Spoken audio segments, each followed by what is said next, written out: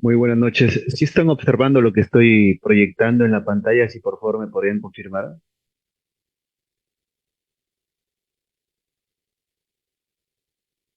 ¿Se observa lo que se proyecta en la pantalla, señores? Perfecto, muy buenas noches. Bueno, quien les habla, les saluda, es el ingeniero Luis Cruzado. Conmigo vamos a llevar el tema de supervisión, sobre todo de actividad de alto riesgo. La primera sesión es muy importante que tenemos trabajos en altura. Si tienes alguna pregunta, lo puedes formular prendiendo solamente tu micrófono o bueno, o al finalizar, ¿no? Y de lo contrario, te pediría que por favor mantengas el orden y el silencio y mantengas apagado tu micrófono. Eso voy a tratar de ser lo más explícito y preciso posible en esta hora y media, porque recuerden de que las actividades de alto riesgo pues son muy amplias, ¿verdad? Entonces, el poco tiempo que tenemos, voy a tratar de ser preciso, mejor dicho, ¿correcto?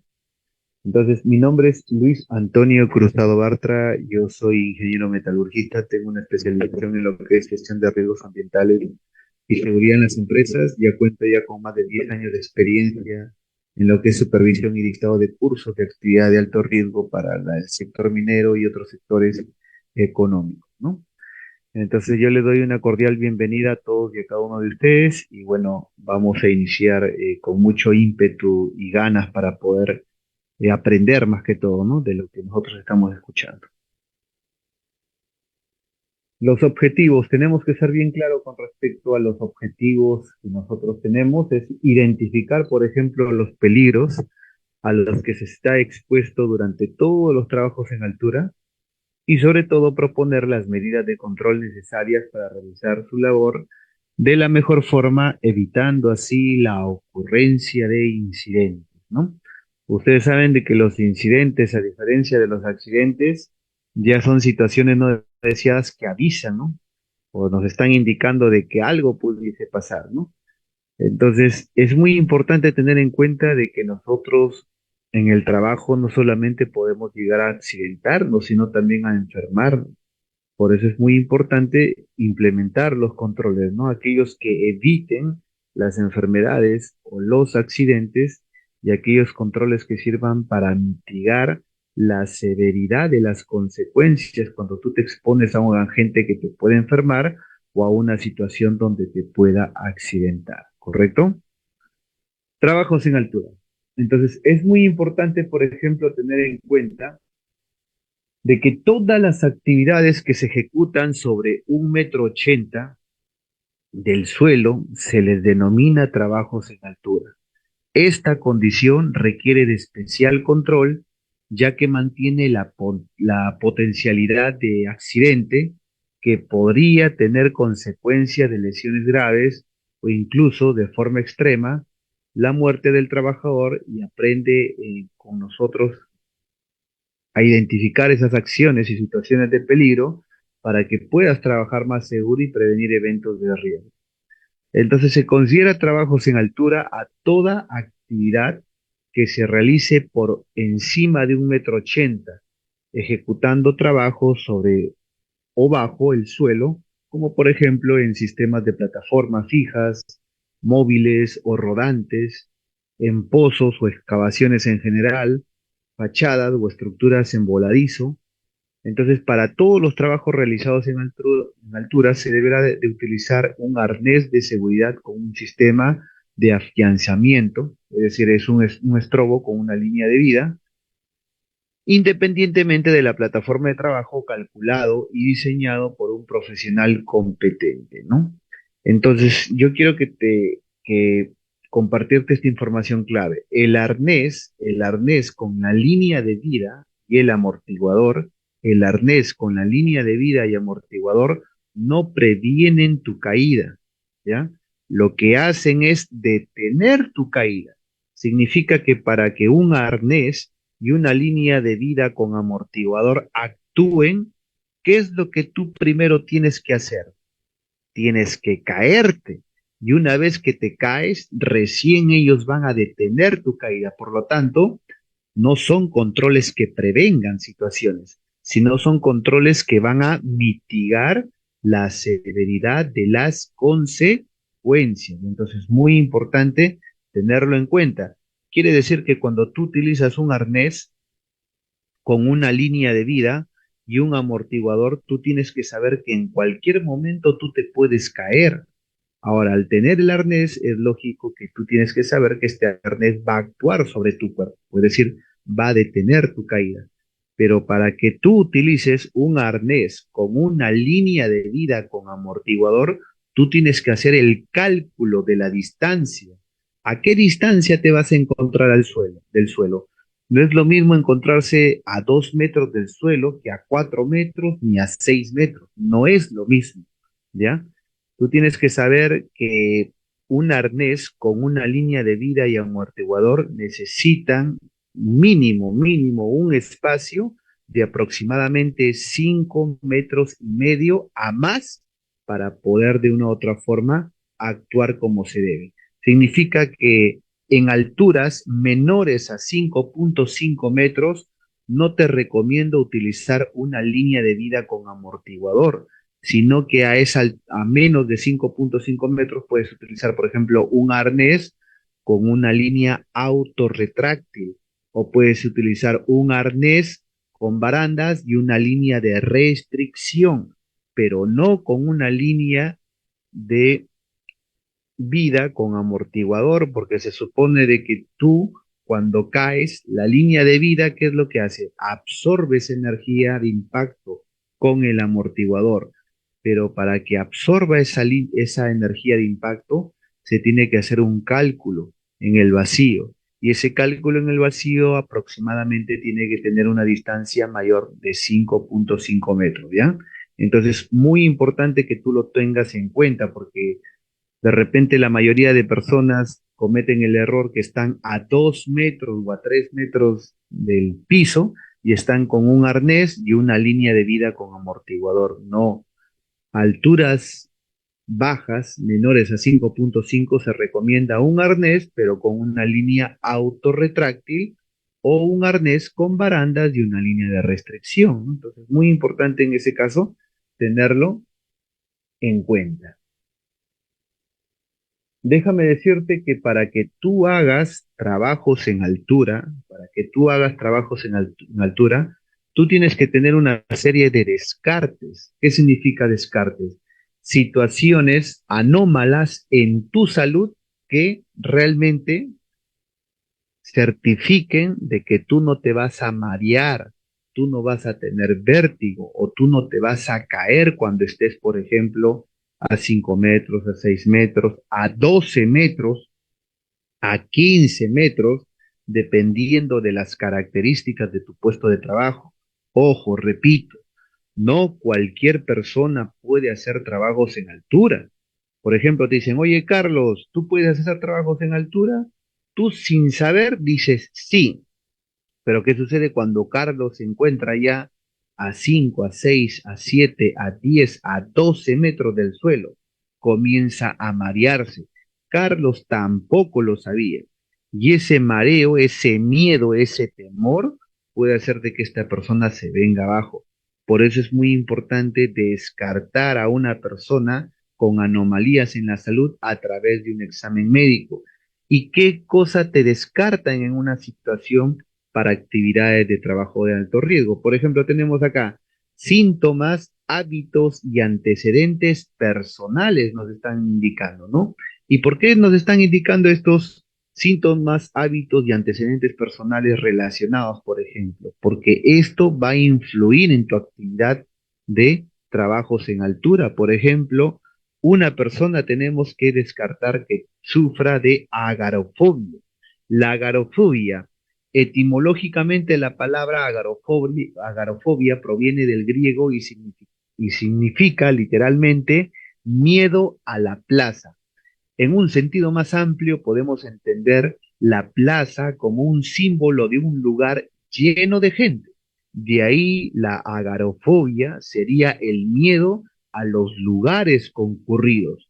Por supuesto, el agrofóbico no solo implica experimentar una angustia intensa en espacios llenos de gente. Esta patología es un trastorno de la ansiedad, por el cual la persona que la padece teme, evita todos los lugares o situaciones que le puedan provocar reacciones de miedo fuerte, a veces incluso pánico, dentro de los cuales podría sentirse atrapado, podría sentirse avergonzado y sin posibilidades de ser rescatado con prontitud en caso de enfermedad. Entonces, debemos de descartar que las personas que realicen trabajos en altura sufran de agarofobia, ¿correcto? Luego, otra anomalía que tenemos nosotros que superar es la acrofobia. ¿Y qué cosa es la acrofobia? La acrofobia significa el miedo, el temor, el rechazo a las alturas. Esta fobia forma parte de las fobias de situación, es decir, fobias referidas a lugares y en este caso a las alturas, afectando en un 5% de la población. Así pues, la acrofobia es el miedo irracional e injustificado a las alturas, el cual puede manifestarse en distintas situaciones y comportar elevados niveles de ansiedad.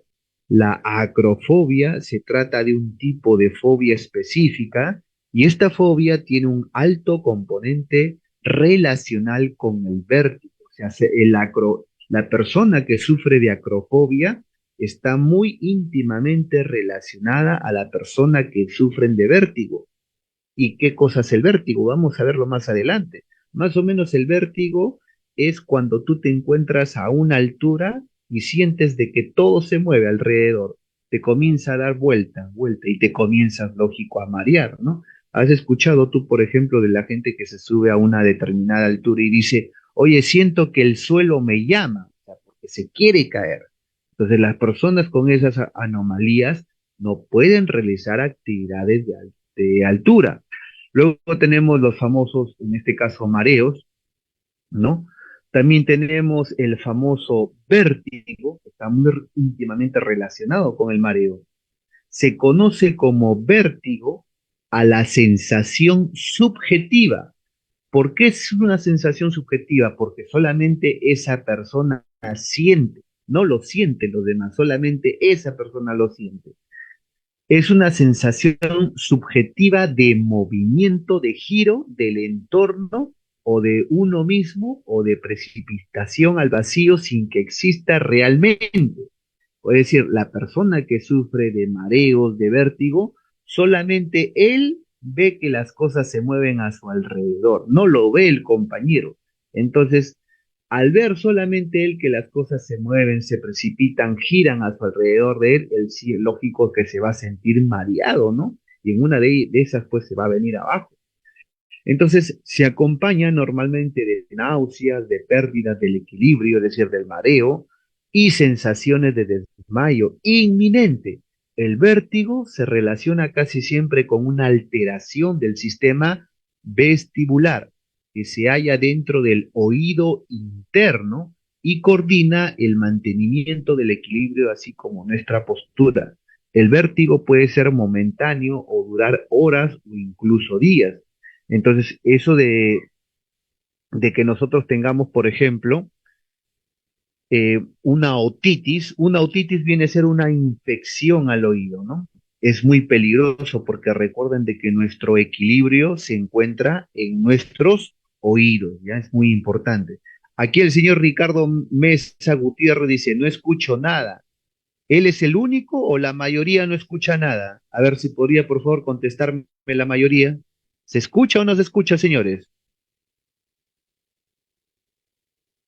Erickson me dice, ingeniero, si se escucha, si se escucha. Entonces, déjame decirte, Ricardo Mesa, de que el problema está en tu máquina, ¿no? O sea, tu máquina, porque eres el único que no escucha, los demás sí me escuchan.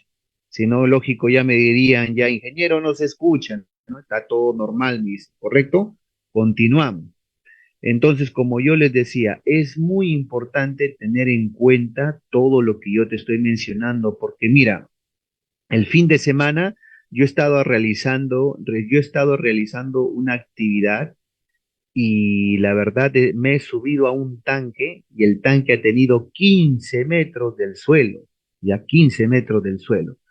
Entonces es lógico que a 15 metros del suelo, pues tú ya la visión o la situación sea distinta a estar pues a 5 a 6 metros, ¿no?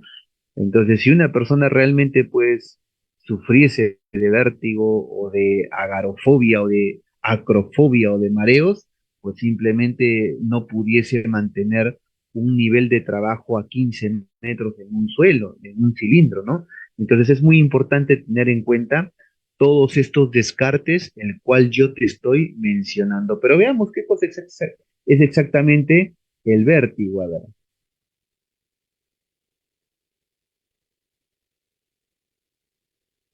Es ese momento en el que nos asomamos y no hay nadie, pero pensamos que alguien nos va a empujar. Empezamos a notar así como la cabeza, no es el vértigo del oído, ese vértigo que nos da vueltas, que vomitamos, el mareo que cogemos, no tiene nada que ver, pero es esa sensación evanescente de inestabilidad, ese miedo a las alturas, es un miedo que puede tener un tono normal, es decir, simplemente me sienta mal vivir en un 16º piso, o puede ser una fobia completa, que se llama fobia, es decir, fobia a las alturas. Y ahí sí que no podemos estar en un sitio de alturas. Ahí sí que sí, estamos en el típico desfiladero, en el típico rascacielos, no es que nos pongamos malos, es que arañamos, mordemos, escupimos, nos ponemos como la niña del exorcista. Eso ya es una fobia y eso ya tiene un manejo distinto. Nosotros estamos hablando de esa sensación así de, uy, se me va la cabeza porque he mirado para abajo. Y ustedes dirán, pero si eso yo pensaba que era una chorrada, que la gente que lo padecía se lo inventaba.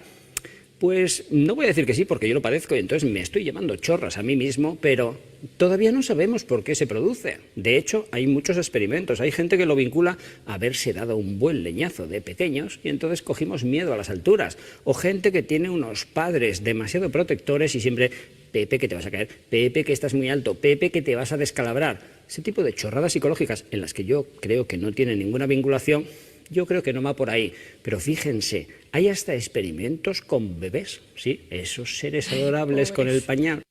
Pues hay gente que torturó a bebés para hacer experimentos para ver esto del vértigo. Y yo me dije, ya que torturaron a bebés, ¿por qué no voy a la pizarra y pinto bebés y les cuento el experimento? Vengan conmigo a ver si se me da bien lo de los bebés. Son bebés gateantes.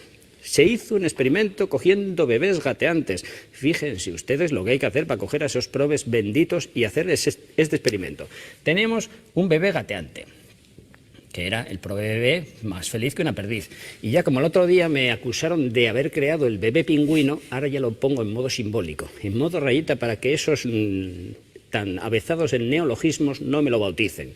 La idea es, nosotros tenemos un grupo de bebés y cogimos a unos y les subimos en un cochecito teledirigido para bebé homologado, con cinturón de seguridad, que aquí hay que estar muy seguro, y metimos al bebetón en posición gateante en el coche teledirigido. Y claro, lo teledirigíamos, que a ver si me trago, y lo llevábamos para adelante, para atrás, para adelante otra vez. Es decir, ¿qué estábamos consiguiendo? Aumentar la velocidad de desplazamiento del bebé. Claro, el bebé gateando, hay bebés vidrieros gateando que van a 30 por hora, pero la velocidad es siempre relativamente baja, pero a estos bebés que les poníamos en el cochecito, la velocidad aumentaba mucho, por lo tanto, su desarrollo del órgano interno del equilibrio, ese sí, ese del órgano del oído interno que tiene que ver con el vértigo real, se desarrollaba más pronto y además pasaba un fenómeno. Estos bebés que solo gatean, vamos a poner la carita del bebé así, naricilla. Estos bebés tienen una visión telescópica, es decir, como lo que les importa es lo que está delante de sus narices, solo ven un rango de visión concreto. Pero estos bebés automovilistas se les abrió el campo de visión y empezaron a tener una vista que parecía en el satélite Meteosat, porque veían mucho más amplio. Claro, para saber qué cambios producíamos en nuestros bebés, ¿qué hicimos? Dejar unos bebés en modo estándar, en modo gatear, en modo rómpete las rodillas, fío. Y ellos gatearon, felices como perdices, gatearon. ¿Qué vimos? Que al acabar el experimento, los bebés automovilistas, cuando les poníamos altura, tenían más vértigo que los bebés que no tenían vértigo. Por lo tanto, algo tiene que ver con el desarrollo del sentido del equilibrio vinculado con la velocidad y con la amplitud del campo visual. Eso es lo que sabemos gracias a experimentos tan abigarrados como estos. Pero acuérdense, es un trastorno muy leve y por lo tanto pillado con alfilerísimos. No, normalmente si está en grado leve, el que padecemos, el 90% de los que padecemos ese vértigo, es simplemente esa inestabilidad. La gente de la fobia sí, acuérdense, la gente de la fobia es imposible que suban más allá de un segundo piso. Si viven en el tercero, se dedican a vivaquear en la portería. No van a subir porque tienen un miedo patológico. Es decir, si les metemos en casa, no cierran las ventanas con persianas porque no pueden mirar hacia abajo. No les cuento nada si les damos un viaje en helicóptero. Pero la gente normal, simplemente con esa, uy, que me caigo, uy, que el vacío me llama, con eso nos vale como síntomas, que ya es bastante.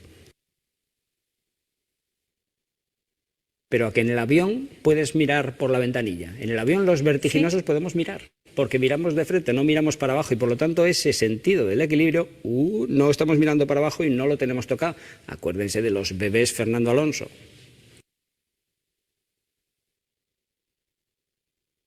Es clínico, se diagnostica igual con estos síntomas y el tratamiento es muy sencillo. Se trata exponiéndose. El que tiene vértigo en el octavo, que asome a la ventana en el sexto y se desexponga, y luego en el séptimo y luego en el octavo.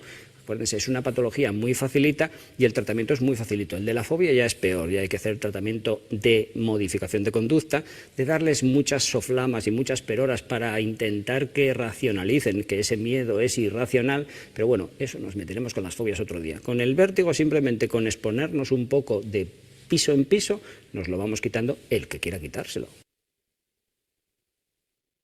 Miren, así como el vértigo, la agorafobia, la acrofobia, los mareos influyen en las actividades o en los trabajos en altura, en que la persona esta pueda realizar o no una actividad, también lo es el tema de las mioclonias. Ahora, ¿qué cosa será una mioclonia?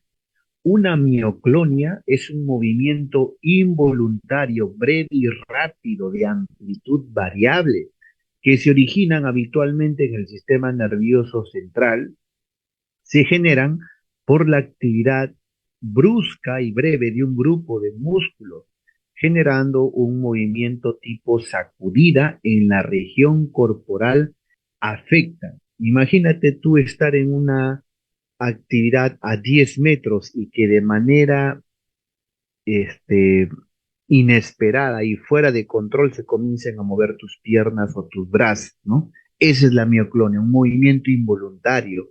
También es muy importante descartar la acaticia, ¿no? ¿Qué cosa será también la acaticia?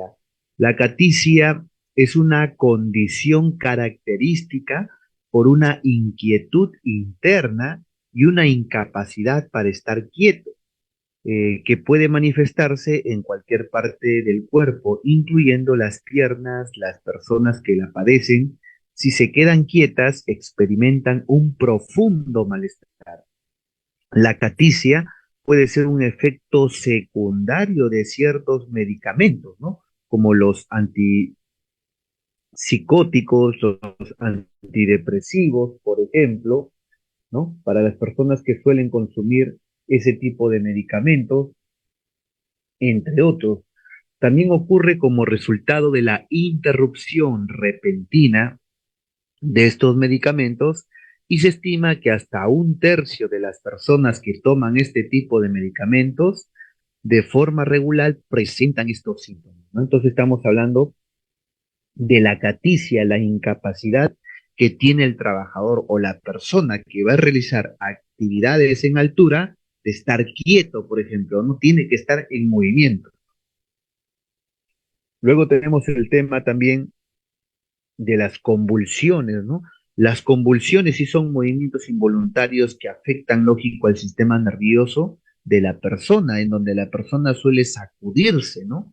Entonces, es muy peligroso que una persona que sufra de convulsiones pueda realizar actividades de trabajos en altura, porque imagínense que en plena actividad le dé ese ataque de convulsiones, ¿no? Llámese también el tema de la cefalea o migraña, que es uno de los motivos más frecuentes de consulta, ya que afecta a un 89% de la población masculina y un 99% de la población femenina.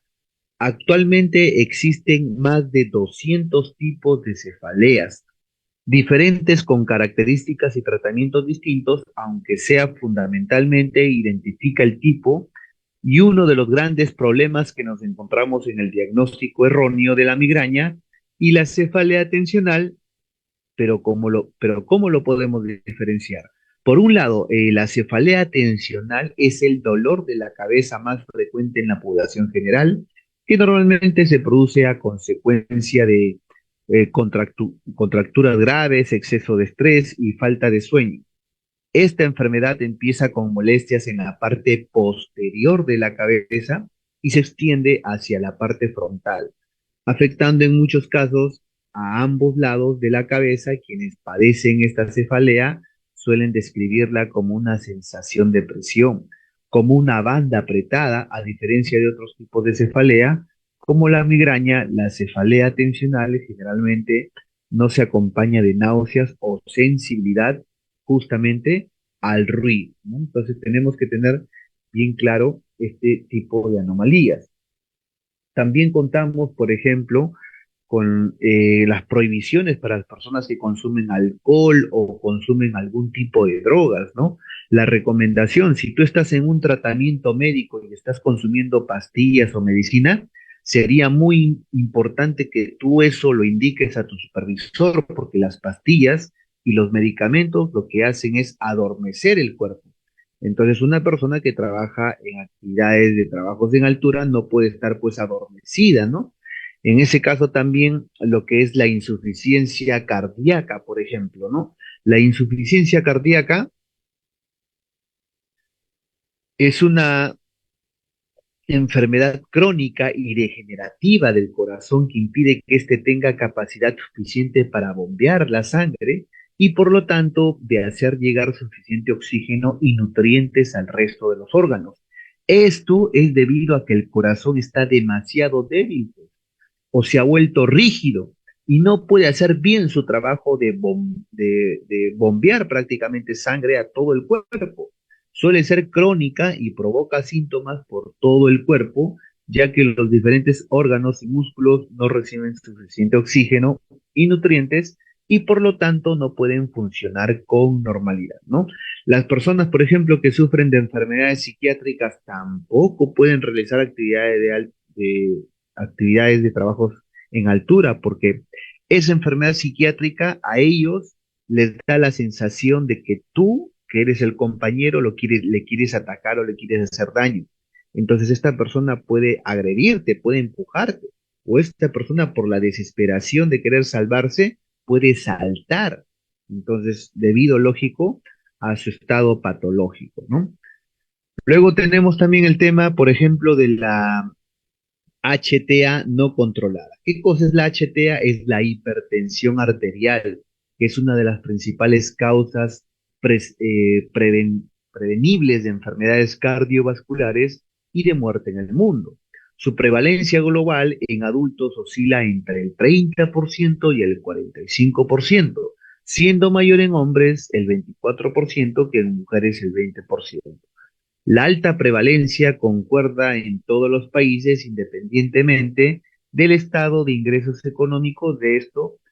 Por ejemplo, según la encuesta nacional de salud en el 2007, de cada 100 personas entre los 18 y 69 años de edad, 8 refieren haber sido diagnosticados con hipertensas en dos o más consultas.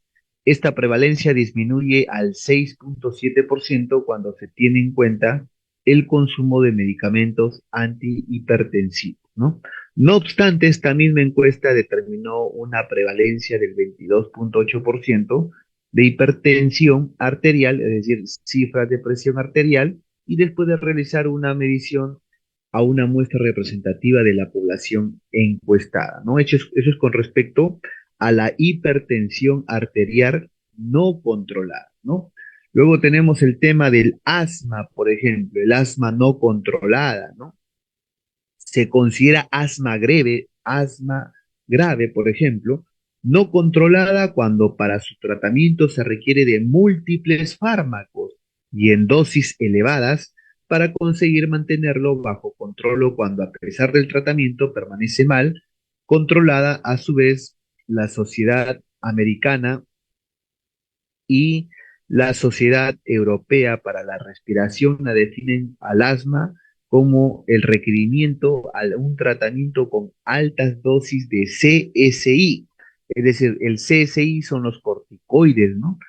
Corticoides inhalados, más de una segunda medicación controlada y el uso de CSS, que son los corticoides sistémicos, para prevenir, lógico, la pérdida del control de la enfermedad, ¿no?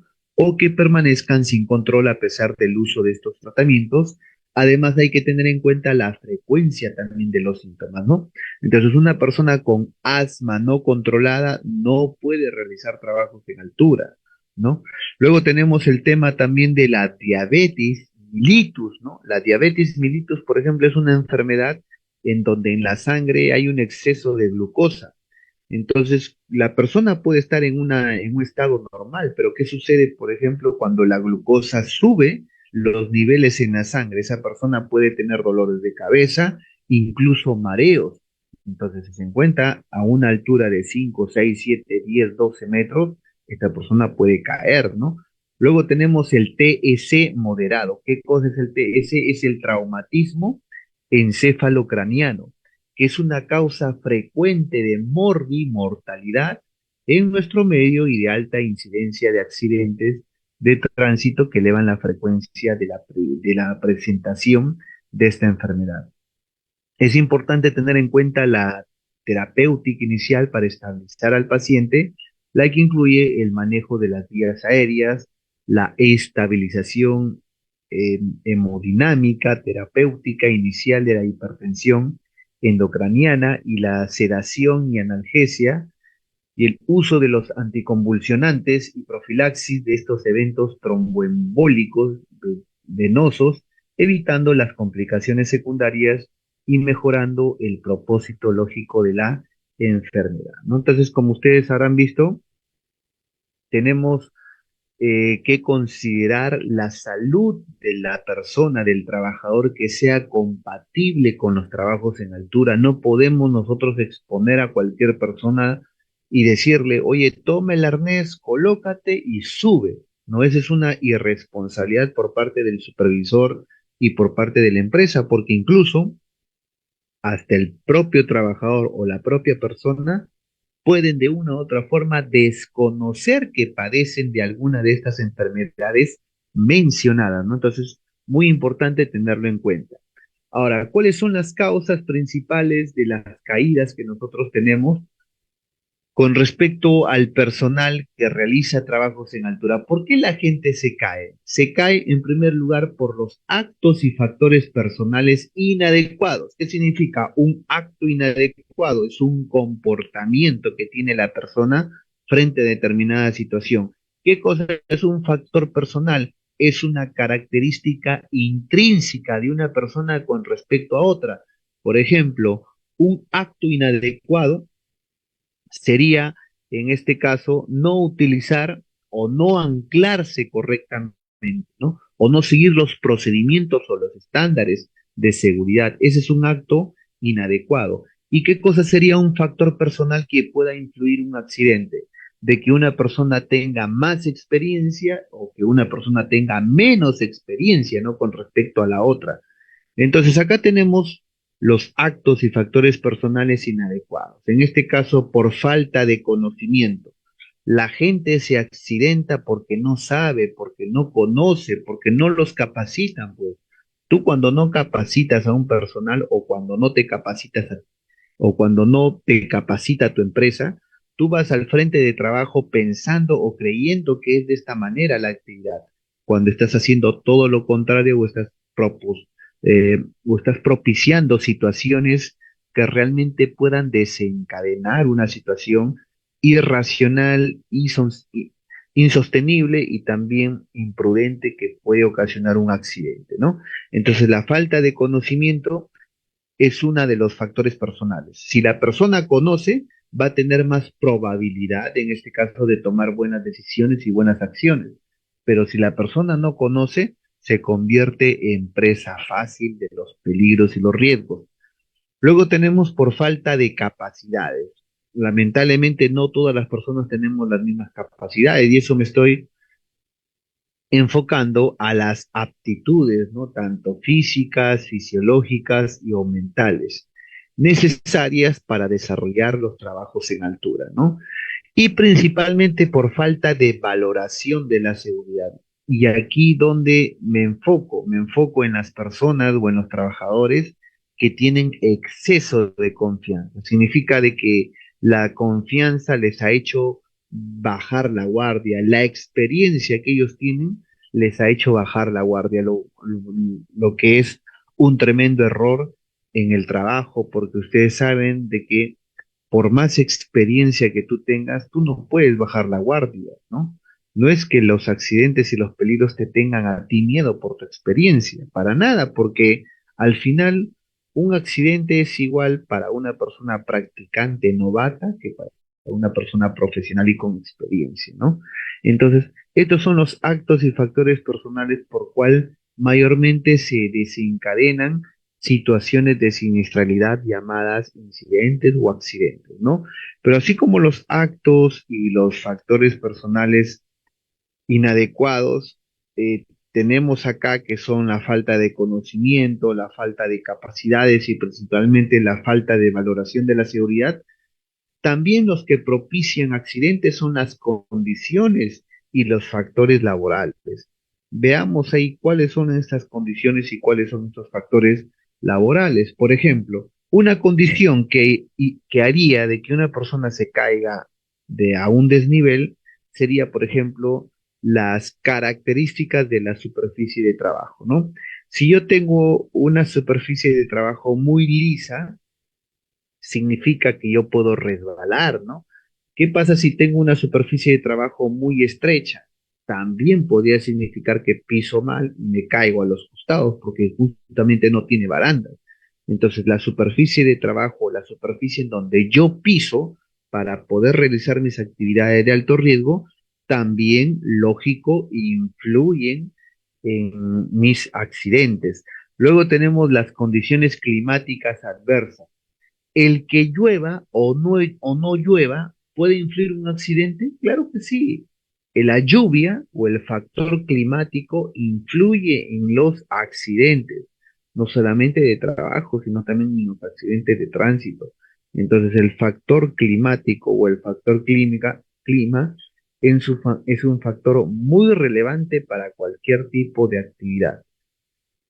Luego contamos con los equipos de trabajo. Por ejemplo, con respecto a los equipos de trabajo pueden ser inadecuados, por ejemplo, ¿no? O encontrarse en mal estado, deteriorados, sin mantenimiento o bien no disponer de ellos, como con esmalte, pinturas, petróleo, sogas en mal estado, etcétera, ¿no? ¿Se está comprendiendo hasta acá? Si por favor podrían contestarme. ¿Se comprende?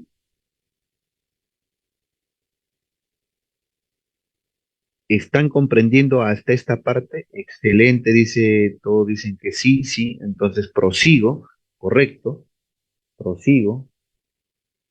Sistemas de protección, a ver, presta atención. Los sistemas de protección, cuando tú realizas un trabajo en altura, tú tienes dos sistemas. Los sistemas que evitan que tú te caigas y los sistemas que te protegen en caso tú llegaras a caerte. Repito, en las empresas manejamos dos tipos de sistemas para las actividades, mejor dicho, ¿no? En este caso enfocándonos a los trabajos en altura. Los sistemas que previenen o evitan las situaciones que tú te puedes caer y en este caso los sistemas que reaccionan o protegen una vez que tú te has caído, ¿ya? Entonces es muy importante tenerlo en cuenta. Entonces, dentro de los sistemas de prevención, los que evitan y previenen, por ejemplo, tenemos las famosas barandas, los andamios, las plataformas elevadoras o canastillos, las pantallas protectoras, las señaléticas, por ejemplo, las restricciones de ingreso al área.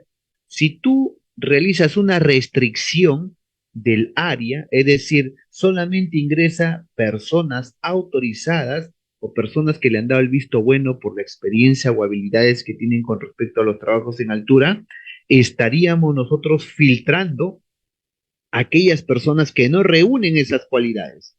Por eso pienso yo de que el sistema de restricción de ingreso para las actividades de trabajos en altura es muy importante para evitar situaciones de siniestralidad, por ejemplo, ¿no? Entonces, todos estos sistemas previenen o evitan. En cambio, estos sistemas que tú estás observando, que son sistemas de reacción, lo que hacen es mitigar, lo que hacen es entrar o entallar en una situación, pero cuando ya la situación sucedió. En otras palabras, estos sistemas actúan después de que te has caído, ¿no? Por ejemplo, el arnés de cuerpo entero, ya sea con una línea autorretráctil o una línea, en este caso, de vida con amortiguador, lo que los dos van a hacer es detener la caída. Pero para que detengan la caída significa que esta persona o este trabajador ha tenido que caerse, pues, ¿no? Si la persona no se cae, pues simplemente el sistema no actúa. Luego tenemos las famosas mallas también, ¿no? Que son mallas que se colocan al borde, en este caso, de los techos o de las superficies donde uno está trabajando, ¿no? Para sostener, para detener, para aguantar la caída de la persona en caso esta pierde el equilibrio.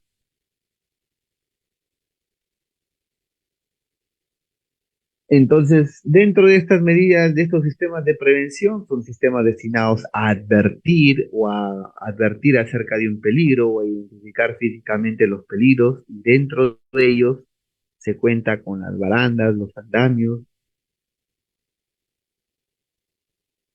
las plataformas elevadoras, los canestillos, las pantallas protectoras, etcétera. Mira qué tan importante es este punto, ¿no? Porque nos permiten a nosotros entender.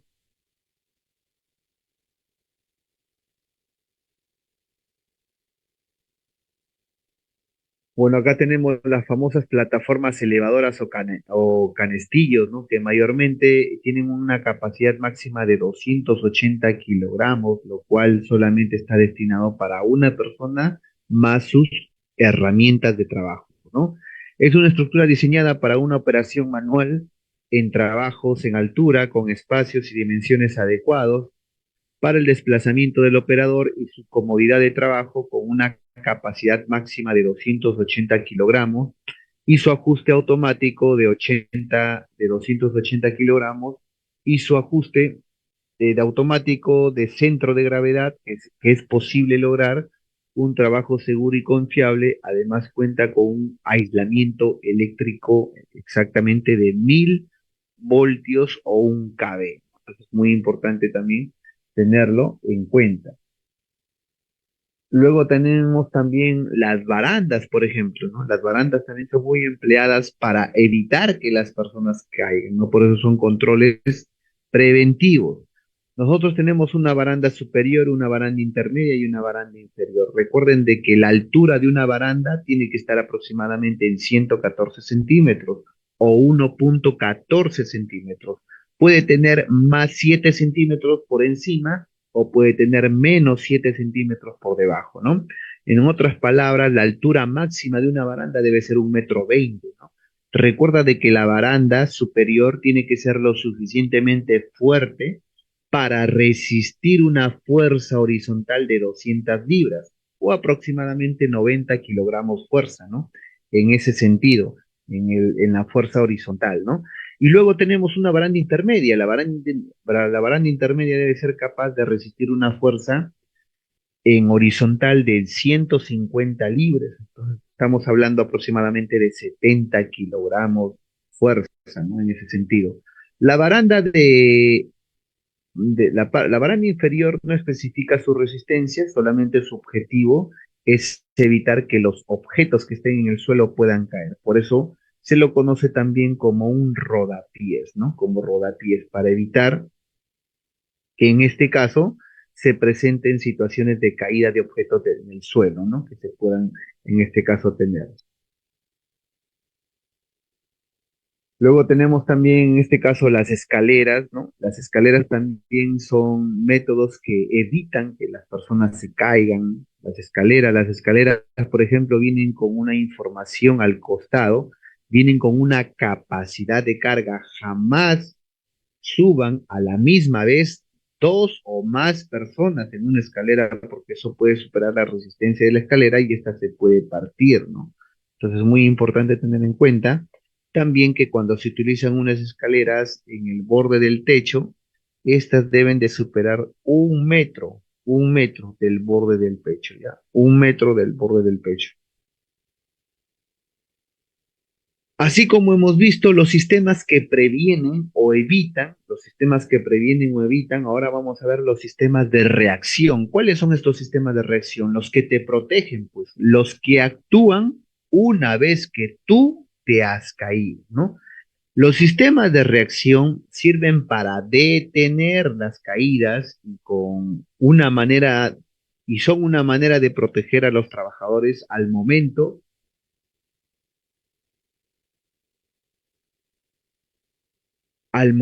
de una caída, evitando el impacto con la superficie, ¿no? Entonces, como le estaba indicando, los sistemas de reacción o de detención de caídas actúan en el momento de que esta persona cae, ¿correcto? De que esta persona cae, recién ahí actúan. Antes no pueden. Para poder nosotros reutilizar un equipo de protección personal para este tipo de actividades de trabajos en altura, debemos de utilizar sobre todo lo que se conoce como el arnés de cuerpo entero. ¿Y qué cosa es un arnés realmente de cuerpo entero?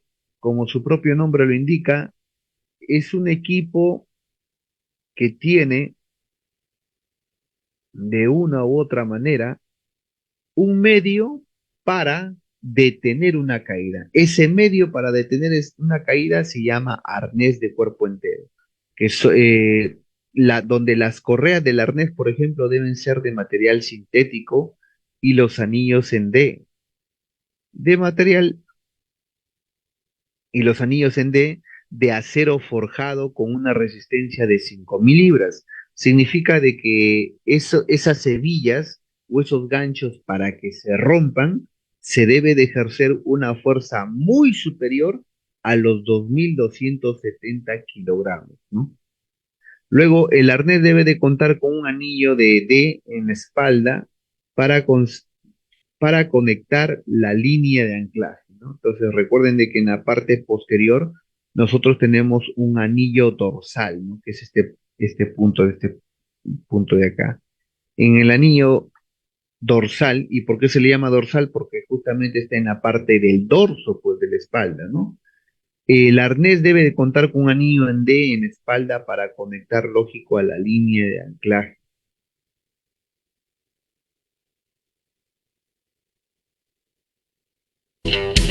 Se denominan sistemas anticaídas a un equipo de protección individual o conjunto de equipos de protección individual, diseñados, testados y certificados para detener la caída a distinto nivel de un trabajador durante el desarrollo de su actividad. La finalidad de los sistemas anticaídas es detener en condiciones seguras la caída del trabajador. Esto significa que deben evitar que el trabajador choque contra el suelo o cualquier estructura situada por debajo de su posición, y que la fuerza de impacto o fuerza de choque que recibe el trabajador al ser detenida la caída se reduzca a límites soportables físicamente. El componente fundamental de un sistema anticaídas se denomina arnés anticaídas. El arnés anticaídas es un elemento de prensión que envuelve el cuerpo del usuario. Este elemento debe ajustarse adecuadamente al citado cuerpo del usuario. Tirantes, perneras, bandas subglúteas, anillas para conexión a un dispositivo anticaídas. Es incorrecta y peligrosa la utilización de cualquier otra anilla no marcada con la letra A para conectarse a un dispositivo anticaídas. Sistema anticaídas formado por un arnés anticaídas, un elemento de amarre y un absorbedor de energía. Durante el uso de este medio de protección, los anclajes deben ser sólidos. Los puntos de anclaje deben estar situados lo más alto posible, tomando como referencia la posición del usuario y la anilla del arnés anticaída del mismo. Siempre debe utilizarse un absorbedor de energía. Esto asegura que en el hipotético caso de producirse una caída, la fuerza de impacto que llegará al usuario esté dentro de los límites de resistencia de un ser humano. respetar estrictamente la altura de seguridad en uso, es decir, lo que se denomina espacio libre o distancia de seguridad, espacio sin obstáculos por debajo del usuario, que si se respeta, garantiza que el usuario no chocará ni contra el suelo ni contra ninguna otra estructura. Sistema anticaídas formado por un arnés anticaídas conectado a una línea de anclaje horizontal a través de un elemento de amarre.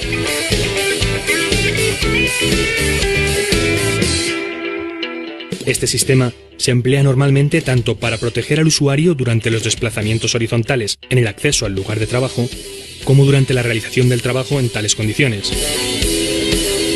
Este sistema se utiliza sobre todo en cubiertas y desplazamientos horizontales sobre suelos frágiles.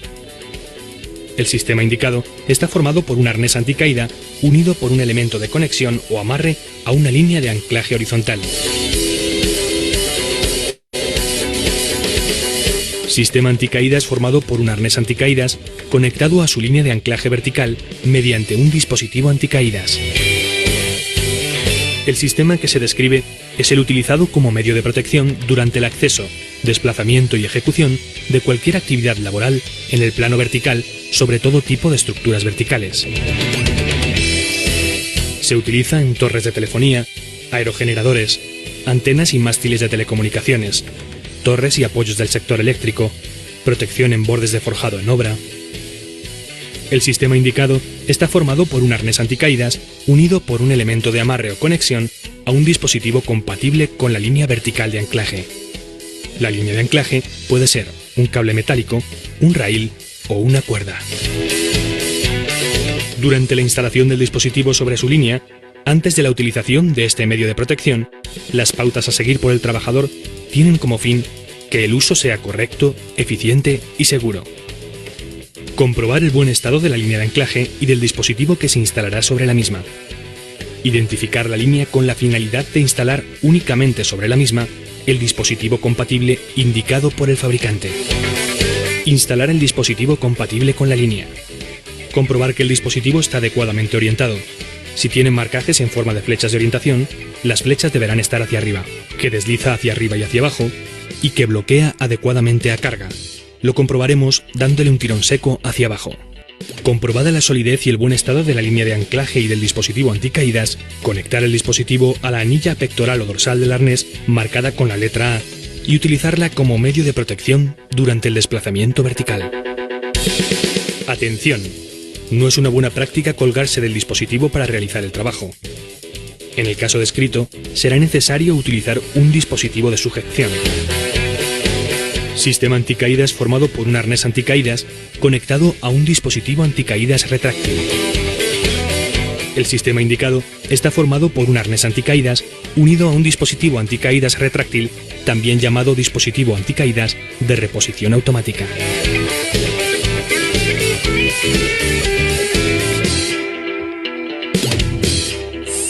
Recuerda: protege la parte más importante de tu cuerpo, la cabeza.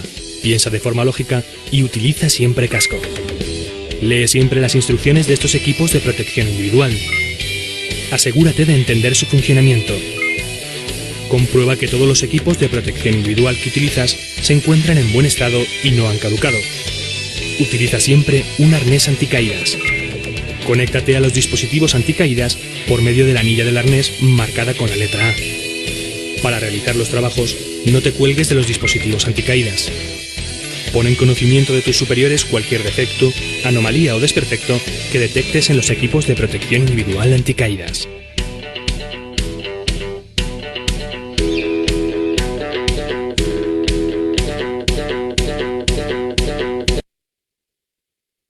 Pasos para la colocación del arnés. ¿Cómo me debo de colocar el arnés? Observen acá.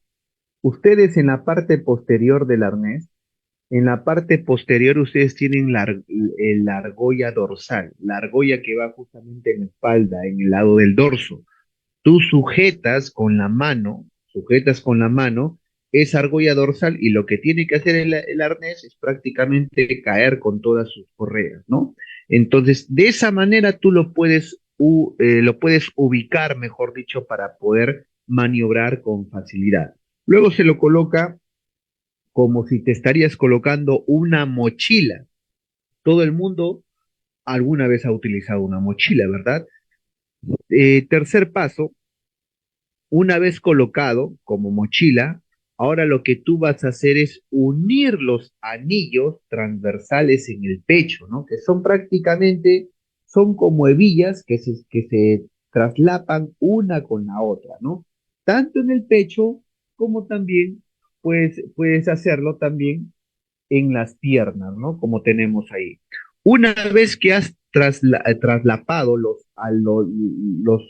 las hebillas en el pecho, como también en las piernas, ahora haces la prueba para ver si realmente está muy flojo o está de repente muy ajustado. Entonces, tratas de pasar tus manos por el arnés en la entrepierna, como lo estamos observando así. Si tú observas que tienes dificultad, significa que está muy apretado, y si tú observas que es muy fácil ingresar, significa que está muy flojo, ¿no? Entonces, ni muy apretado ni muy flojo se debe de utilizar. Es muy importante, por ejemplo, asegurarse de que el arnés, de que el transporte del arnés no genere riesgos de caídas o atrapamientos por la soltura de las correas. El transporte correcto asegura las prácticas seguras. Por eso, en este caso, los mosquetones de tu línea de vida con amortiguador deben ir a los costados en las hebillas que tú tienes en el lado de la cintura para evitar que estos se puedan enredar, ¿no?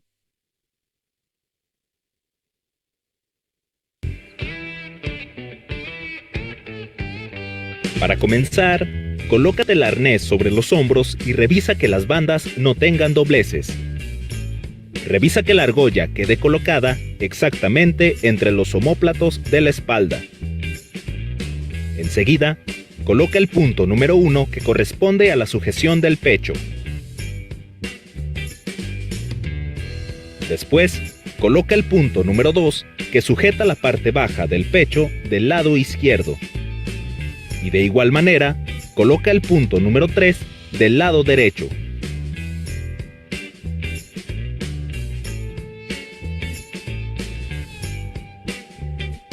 Toma la correa del lado izquierdo y pásala por la entrepierna para sujetar el punto número 4. Para verificar que la correa esté bien ajustada, introduce los dedos de tus manos y estos deben entrar con facilidad. Enseguida, toma la correa del lado derecho y pásala por la entrepierna nuevamente para colocar el punto número 5. También verifica el ajuste con tus dedos. Es importante ajustar correctamente las correas, ya que si están demasiado apretadas, estas te pueden cortar la circulación, y si están demasiado sueltas, el arnés no te sujetará lo suficiente en caso de una caída.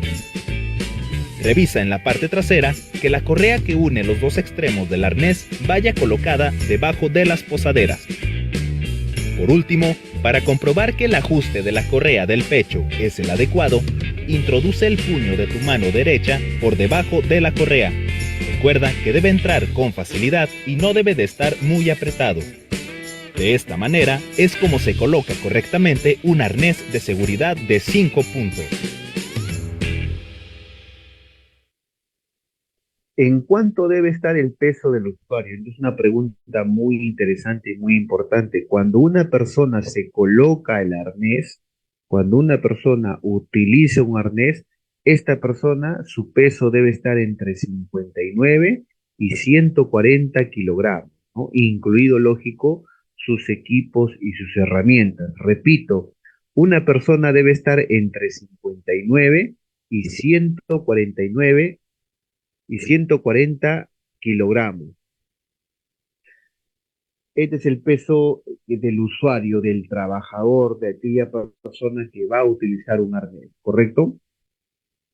¿Qué es lo que tú debes de inspeccionar en el arnés? Lo más importante, o uno de los puntos más importantes que tú tienes que realizar o debes de realizar la inspección, en este caso, es, por ejemplo, en estas costuras. Estas costuras que están marcadas acá, que tú estás observando que están marcadas acá, se les llama costuras de indicador de impacto. ¿Qué significa estas costuras de indicador de impacto? Significa que la persona, por ejemplo,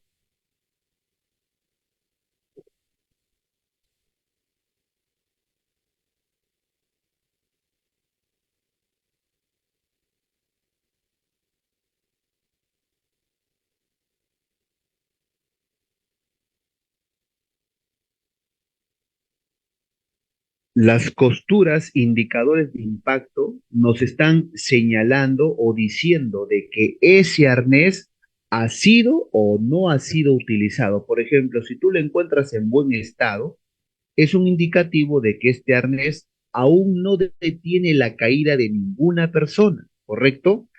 Pero en el caso, por ejemplo, de que tú encuentres deshilachado estas costuras, te estará indicando de que este arnés ya detuvo la caída de una persona. Por lo tanto, tú lo tienes que desechar el arnés, no puedes utilizarlo, ¿no?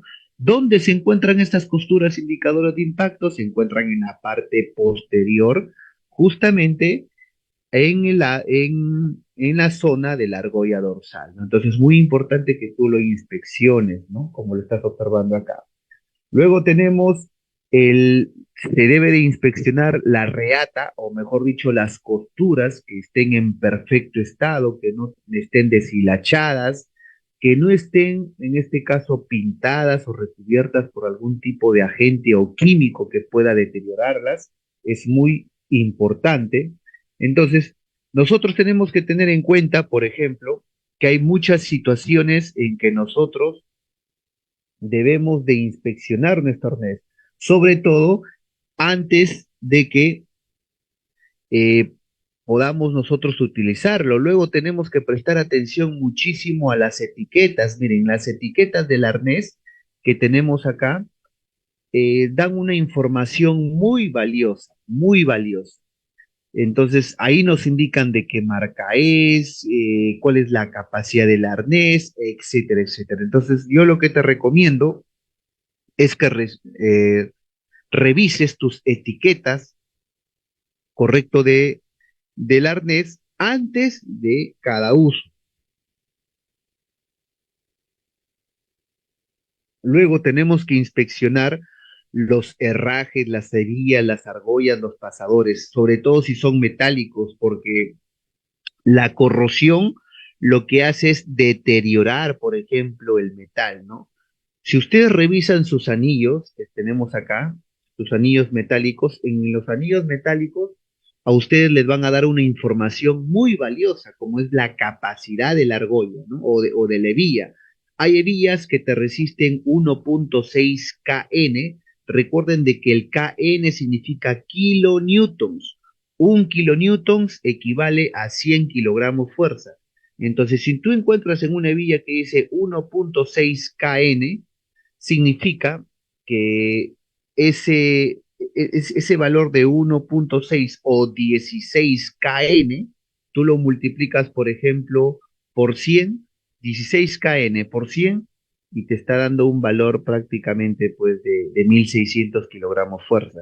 Es decir, que para que ese hebilla se rompa, tú necesitas ejercer una fuerza superior a los 1.600 kilogramos fuerza.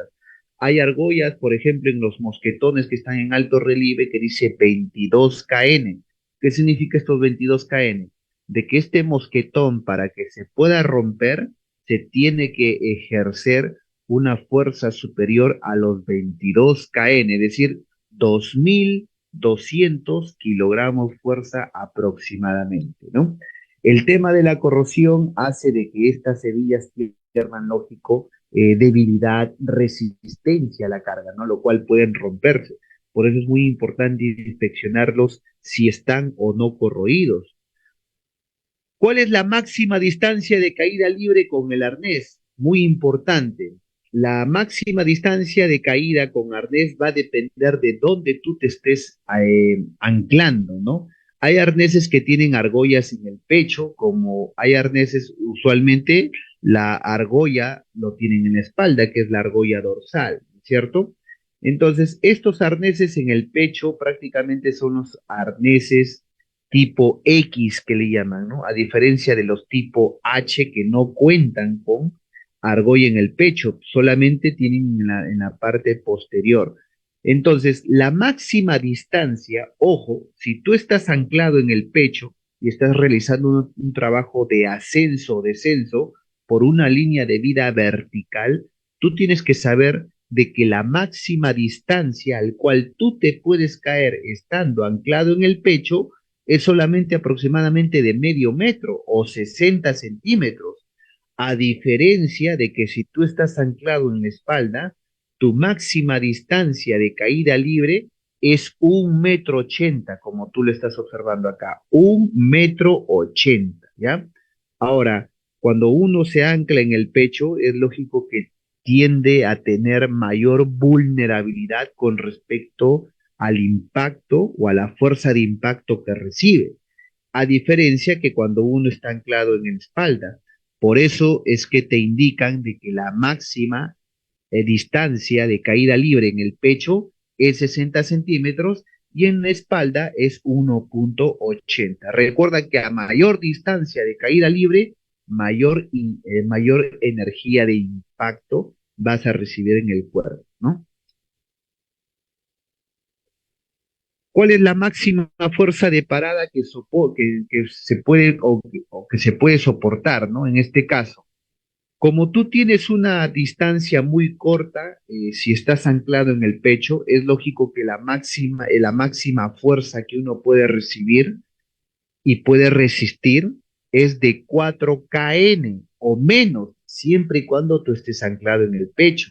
Pero si tú estás anclado en la parte posterior, que es la espalda, tu resistencia a ese impacto puede llegar hasta los 8 kN o menos, ¿no? Es decir, 400 kilogramos fuerza para el pecho y 800 kilogramos fuerza para la espalda. Entonces vemos acá que nosotros somos más vulnerables cuando nos anclamos en el pecho que cuando nos anclamos en la espalda, ¿no? Entonces eso es muy importante tenerlo presente.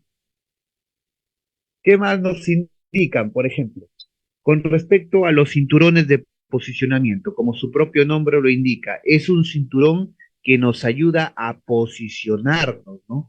¿Y cuál es el objetivo de posicionarnos? Poder utilizar de forma y de manera libre nuestras manos, ¿no? Como estamos observando acá. Mayormente las personas que realizan trabajos de mantenimiento en postes suelen utilizar estos cinturones de posicionamiento, ¿no? ¿Cómo se utiliza? Como ustedes lo verán, el cinturón lo que rodea es a la estructura y con estos ganchos tú te conectas en las argollas que se encuentran a la altura de la cintura, ¿no?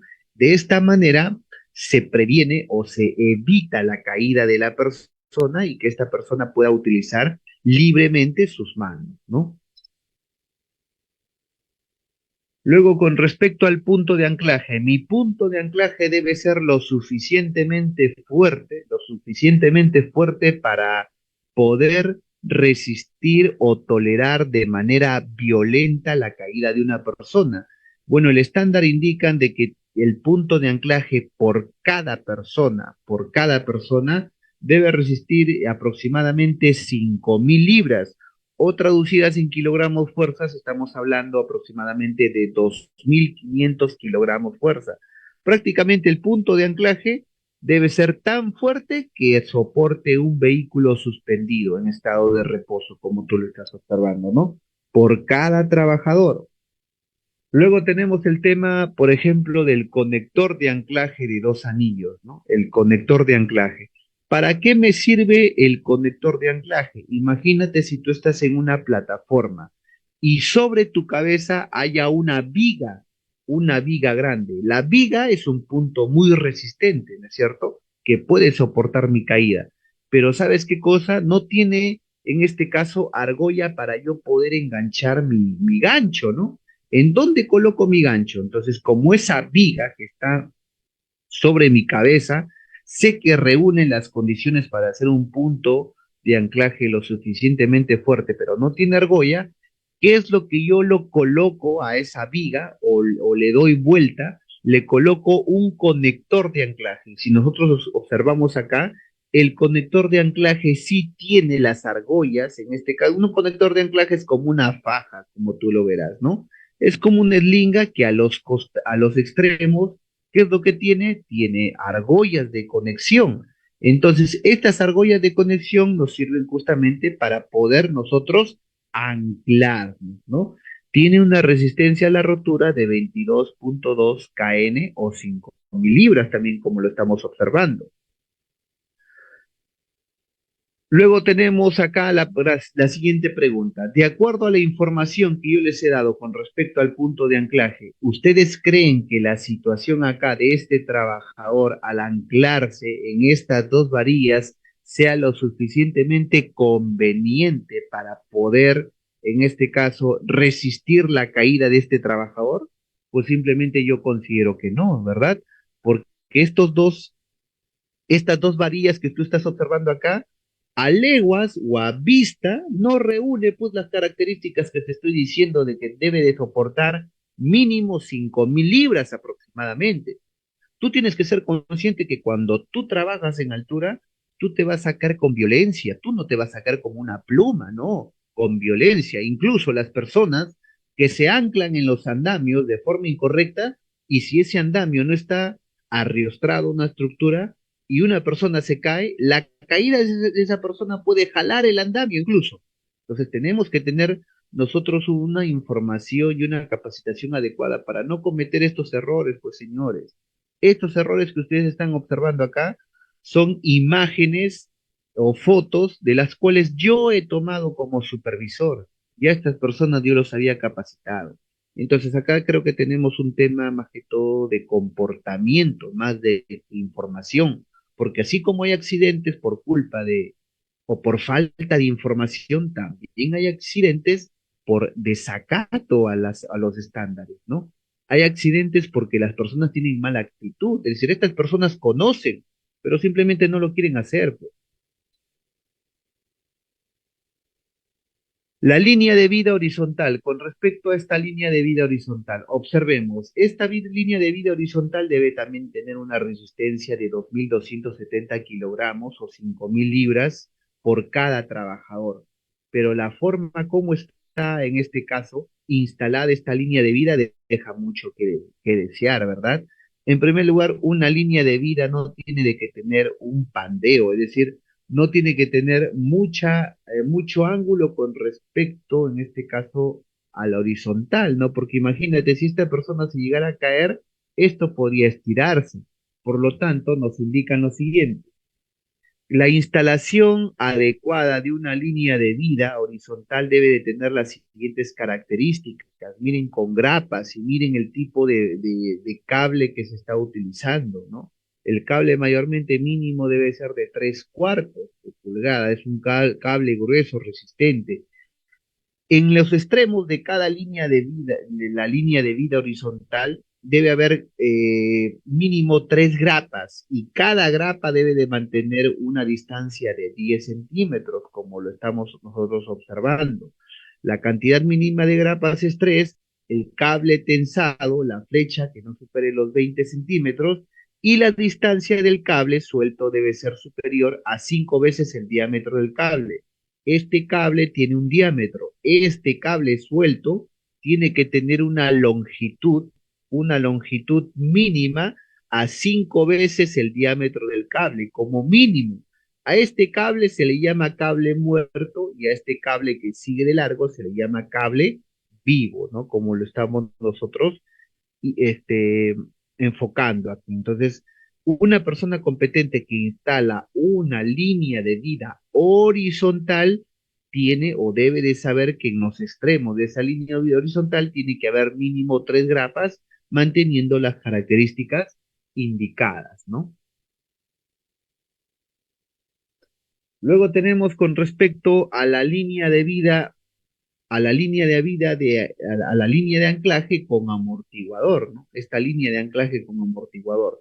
Si ustedes observan acá, permite una caída libre de máximo 1,80 m. ¿Pero por qué permite una caída libre máximo de 1,80 m? Porque si tú te pones, en este caso, a medir de este gancho hasta este mosquetón, de extremo a extremo mide 6 pies o 1,80 m. Por favor, eso corrobórenlo el día de mañana si tienen el arnés con la línea de vida, ¿no? Agarren una wincha y midan de este gancho, de este extremo de este gancho, hasta el extremo de este mosquetón, y te va a dar 1,80 m, ¿no?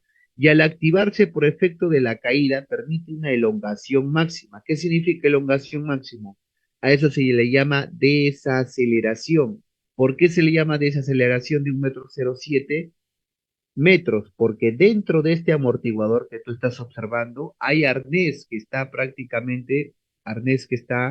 en este caso,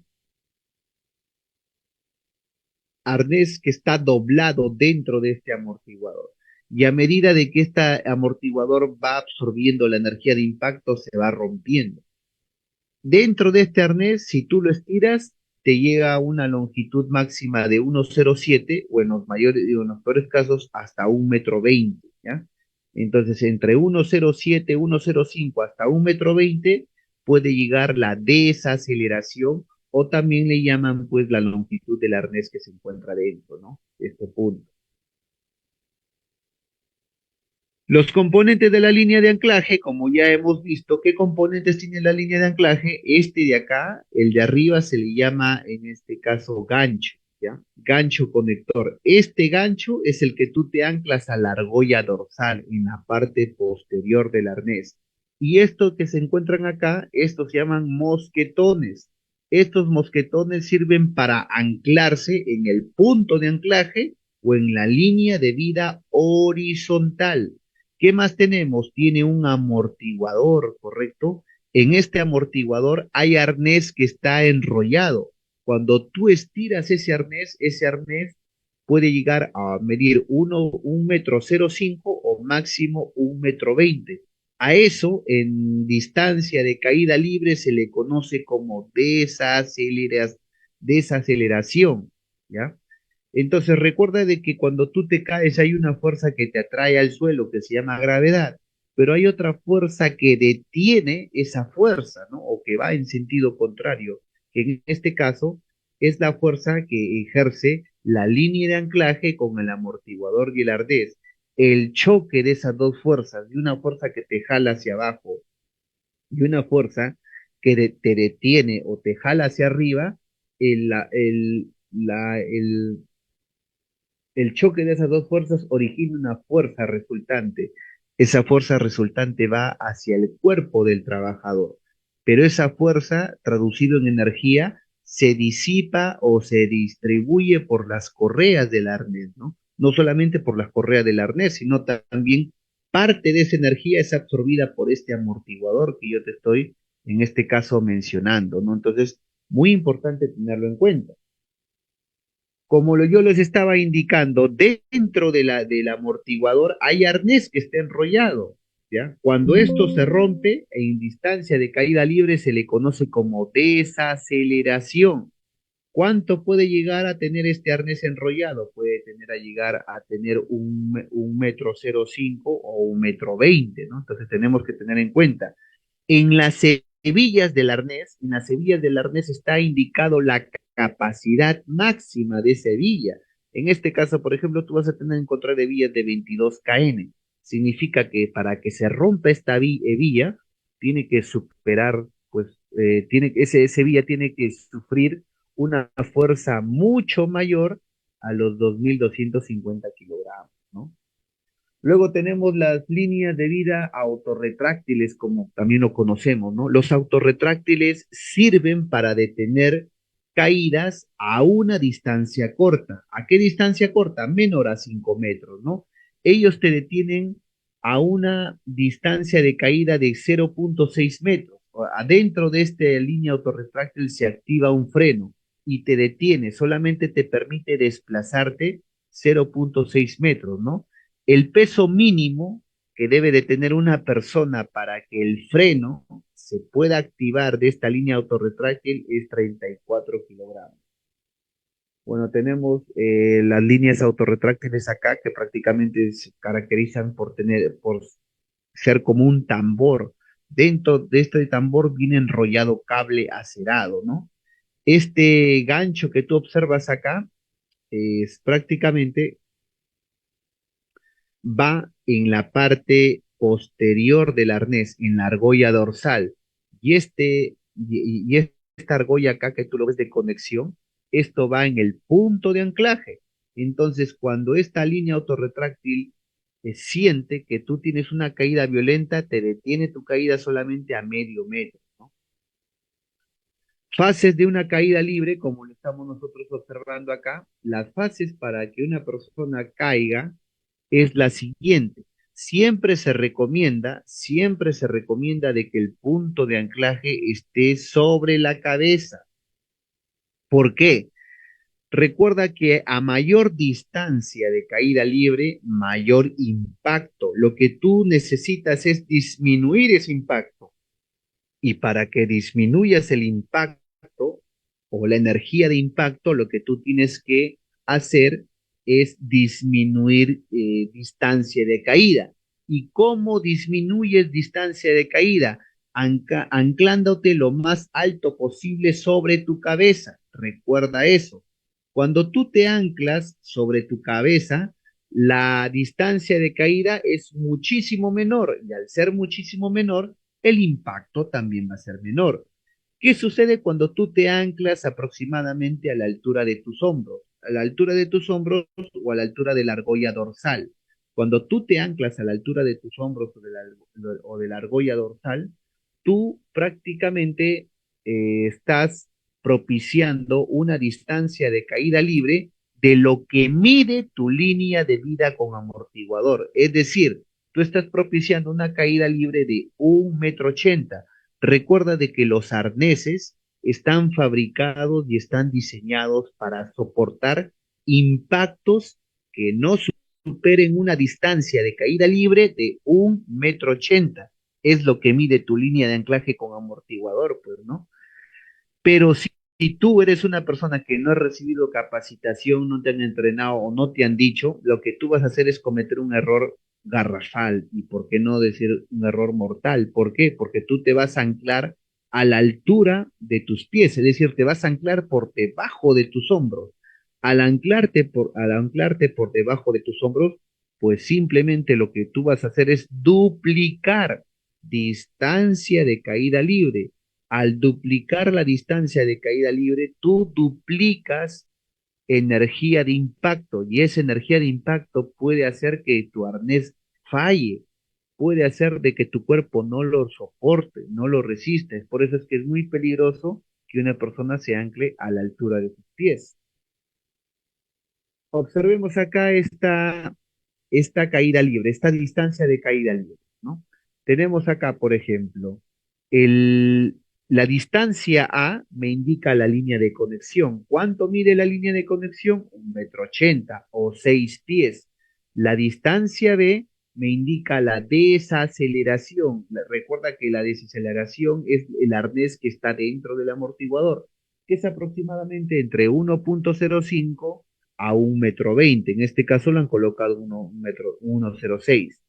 Luego, la C viene a ser el estiramiento del arnés. El arnés se estira por si acaso. ¿Y cuánto se estira? Se estira 30 centímetros. Luego tú tienes que calcular la distancia que hay de los hombros o de la argolla dorsal a los pies del trabajador, que mayormente es una medida estándar que es 1,50 m.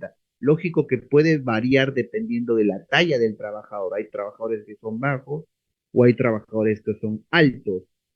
Y la E, como tú estás observando, es la altura de la seguridad. ¿A qué le llaman altura de seguridad? La distancia que hay de los pies del trabajador que ha quedado colgado con respecto al suelo. Ahí debe ser 1 m. Si tú sumas todo lo indicado, te sale una distancia total de caída de 1,66 metros. Significa que tú, para que puedas utilizar un arnés con una línea de vida y un amortiguador, tú tienes que estar aproximadamente a esta altura, a 1,66 m o más, porque si tú utilizas un arnés con 1 m, con una línea de vida con amortiguador a 2 metros, a 3 metros, a 4 metros, y estás anclado, déjame decirte que estando anclado tú vas a llegar al suelo, porque la distancia de recorrido es mucho menor, pues es corta. Trabajos en altura, en este caso el trauma por suspensión. ¿Por qué le llaman trauma por suspensión? Porque recuerda que cuando tú te has caído y has quedado colgado, es decir, el arnés con la línea de vida y el amortiguador han cumplido su función, han detenido tu caída, correcto, han detenido tu caída, pero recuerda de que tú estás en un trauma. ¿Y por qué un trauma? Porque las correas del arnés, estas que pasan por la entrepierna, por la ingle, están sujetando tan fuerte o te están presionando tan fuerte las piernas que está impidiendo de que tu sangre regrese al corazón o regrese al cerebro, y eso es peligroso. El 70% de la circulación de la sangre se encuentra de la cintura hacia abajo. ¿Y por qué de la cintura hacia abajo? No te digo que acá te están presionando, las correas del arnés te presionan tanto que impiden que regrese. Entonces, para evitar este trauma por suspensión, el trabajador debe de utilizar unas correas antitrauma. Significa que son correas que sirven que donde tú te posicionas y pisas en estas correas. ¿Cuál es el objetivo de pisar estas correas? Aliviar la presión que ejerce el arnés al nivel de tu pierna. Y al aliviar la presión vas a hacer de que tu sangre de nuevo regrese al corazón y al cerebro, o simplemente ganes tiempo para que te puedan rescatar. Entonces es muy importante tenerlo en cuenta, ¿correcto? Espero haber sido preciso en estos comentarios porque es importante. Preguntas, por favor, activen sus micrófonos. Preguntas, si por favor pudieran preguntar. A ver, adelante.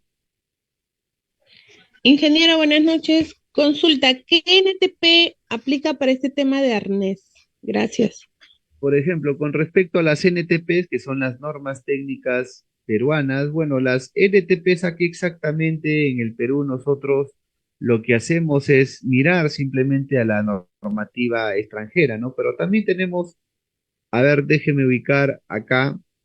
Con respecto a las NTPs, aquí en el Perú tenemos el Reglamento de Seguridad y Salud Ocupacional en Minería, por ejemplo, el estándar en minería, la norma G050, seguridad durante la construcción.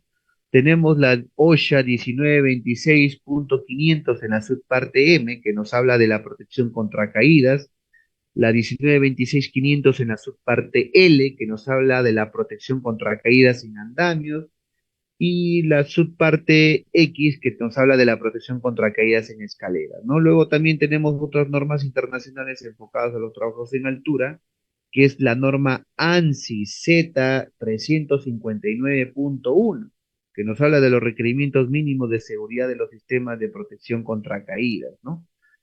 Bueno, la normativa peruana no tiene una normativa propia, mejor dicho, para el arnés, ¿no? Porque ustedes saben de que todas las normativas aquí en el Perú es una especie de copia, ¿no? De las normativas internacionales. Por eso, mayormente, en las actividades de trabajos en altura, lo que debemos de tener en cuenta son las normas OSHA y las normas ANSI, ¿no? Si queremos tener una referencia de lo que indica la normativa nacional con respecto al arnés, tendríamos que revisar la norma G050, ¿no? Seguridad durante la construcción. ¿Alguna otra pregunta, por favor? Ingeniero, buenas noches. Adelante, caballero. Ingeniero, ¿qué exámenes ocupacionales se deben llevar a cabo a las personas que realizan estos trabajos en altura? Bueno, simplemente como yo les había mencionado, los exámenes ocupacionales se debe de tener en cuenta, por ejemplo, el índice de masa corporal. ¿Qué significa el índice de masa corporal? Tu peso entre tu talla al cuadrado. Si el índice de masa corporal es mayor a 30, la persona esta no puede realizar los trabajos en altura.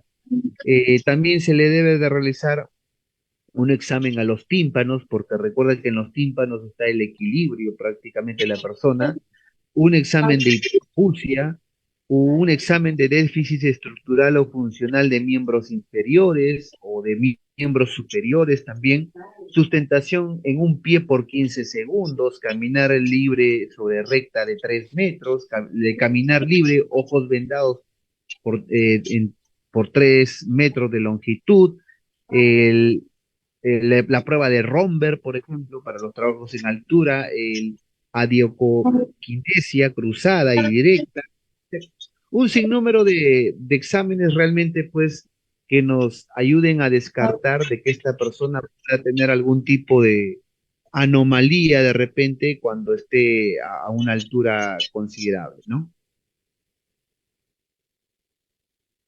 Ingeniero, ¿Alguna buenas otra? noches. Adelante, caballero.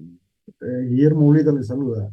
Mi consulta era, después de un incidente, ¿estos equipos pueden volver a ser reutilizados La, o la hay que normativa, descartarlos y utilizar unos nuevos?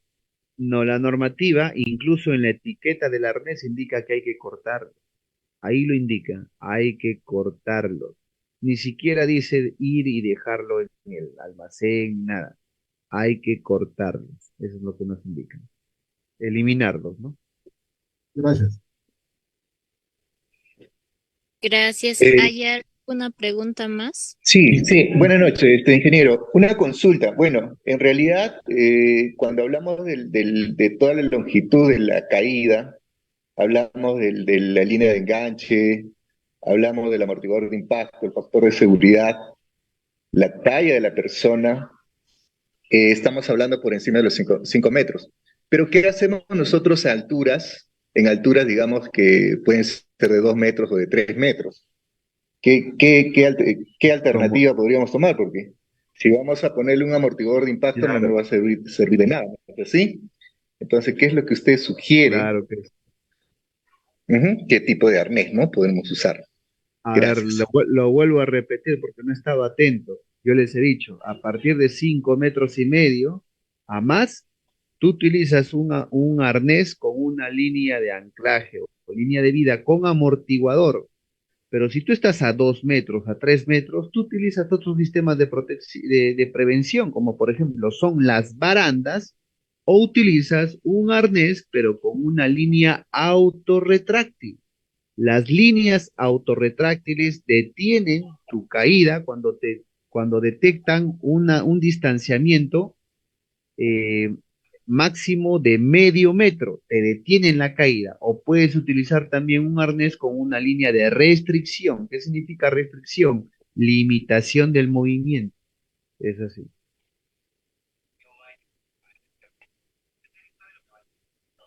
Ah, ¿Alguna consulta más? Si no, ya para dar por concluida la sesión.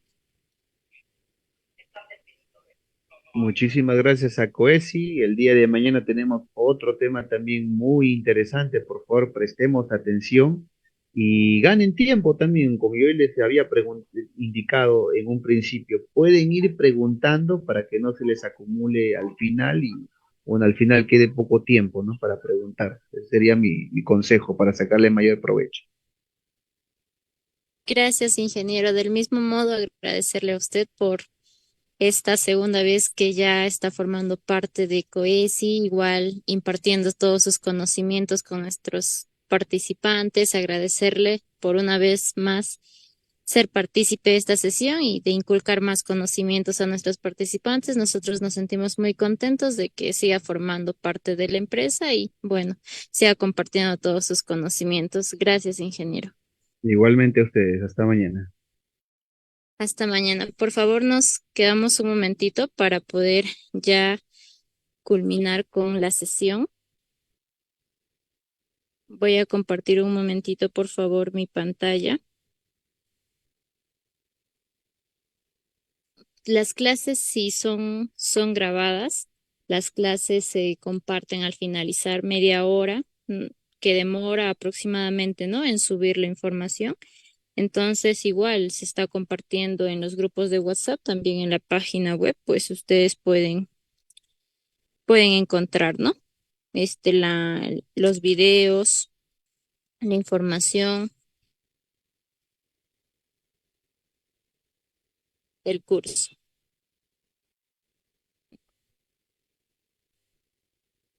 Bueno, para ya recordarles, el día de mañana también en el mismo horario es nuestra sesión. nuestra sesión número 2 del curso. Nuestra evaluación va a ser al finalizar la clase. La clase está finalizando a las 9 de la noche, 9:30, 10 de la noche se está habilitando la evaluación. El día de mañana jueves y está habilitado por 24 horas, ¿no? Ustedes tienen 24 horas, tienen los materiales en la página, también en el WhatsApp se les está compartiendo. Cualquier duda o consulta también ustedes nos pueden estar escribiendo al interno. Ustedes ya saben que, por ejemplo, para aclararles, ¿no? Para todas aquellas personas que se quieran certificar, sí es obligatorio que realicen las 4 evaluaciones, porque de ahí sale un promedio. Pero también hay personas que no desean acceder al certificado, no es obligatorio las evaluaciones, ¿no? Pero a recomendación de nosotros es que igual, al margen de eso, igual realicen las evaluaciones, porque es una manera de donde ustedes pueden medir su rendimiento, su aprendizaje, ¿no? Entonces es un indicador más para ustedes. Entonces, es muy importante también que realicen las evaluaciones. Eso es al final del curso, es opcional, el curso en sí es gratis. Sí, José, claro, para que puedas acceder a los certificados, bueno, al certificado del curso, tienes que aprobar las 4 evaluaciones, ¿no? Previa aprobación de estas evaluaciones. Y no se preocupen, siempre se está priorizando, son temas que el docente los comenta en clases, en las diapositivas, ¿no? Entonces, así que no van a tener problemas. La grabación prácticamente a veces nos lleva un tiempo, depende, pero es de media hora o un poquito más, ¿no? Entonces, en estos momentos al culminar, se va a proceder a subir el video, nos demorará media hora, 40 minutitos y ya está. La nota mínima es de 12 para poder aprobar el curso. Sí, la clase es de mañana con respecto a esta sesión del día de hoy y a la sesión del día de mañana.